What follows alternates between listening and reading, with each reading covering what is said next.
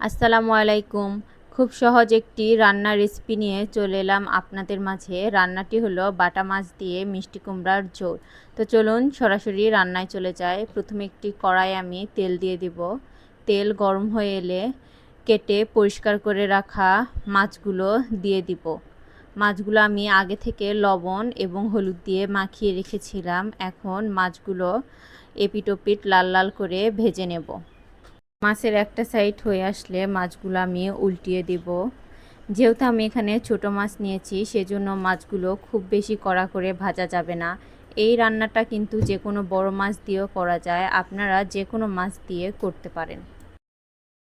তো মাছগুলো আমার ভাজা শেষ। মাছগুলো এখন আমি উঠিয়ে নেব। তারপর মাছ ভাজার তেলে আমি দিয়ে দিব 1 কাপ পরিমাণের পেঁয়াজ কুচি। পেঁয়াজগুলো হালকা করে ভেজে নেব। তারপর দিয়ে দিব হাফ চামচ আদা বাটা, 1 চামচ রসুন বাটা। রান্নাটা আমি খুব অল্প মশলায় করার চেষ্টা করেছি, কারণ মিষ্টি লাউ রান্নায় খুব বেশি মশলা দিলে রান্নাটা খেতে ভালো লাগে না। যত অল্প মশলায় রান্না করা যায় রান্নাটা কিন্তু খেতে ততই বেশি মজা লাগে। আদা এবং রসুন বাটা দিয়ে হালকা করে ভেজে নিয়েছি। তারপর দিয়ে দিলাম সামান্য পরিমাণে পানি। এরপর একে একে সব গুঁড়ো মশলাগুলো দিয়ে দেব।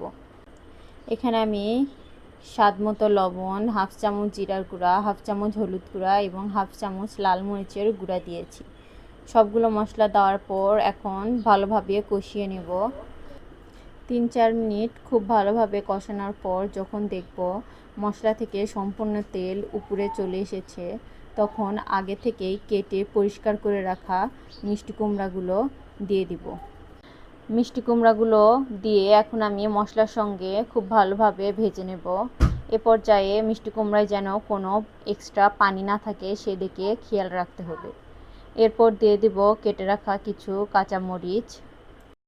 এখানে আমি মিষ্টি কুমড়াগুলো একটু বড় বড় পিস করে কেটে নিয়েছি। যদি খুব বেশি ছোট পিস করতে চান তাহলে দেখবেন মিষ্টি কুমড়াগুলো আর আস্ত আস্ত থাকবে না, বেশি নরম হয়ে যাবে এবং মিলিয়ে যাবে। সামান্য পানি দিয়ে ঢাকনা দিয়ে ঢেকে 3 থেকে 4 মিনিটের মতো রান্না করে নেব। খুব বেশি রান্না করার প্রয়োজন নাই। 3-4 মিনিট পর ঢাকনাটা তুলে ভালোভাবে কষিয়ে নেব। কষানো হয়ে গেলে পরিমাণ মতো পানি এবং ভেজে রাখা মাছ দিয়ে আবারও 3-4 মিনিটের মতো রান্না করে নেব। এই তো আমার রান্নাটা পুরোপুরি শেষ। এখন সামান্য ধনেপাতা কুচি উপর দিয়ে ছড়িয়ে দিয়ে নামিয়ে নেব।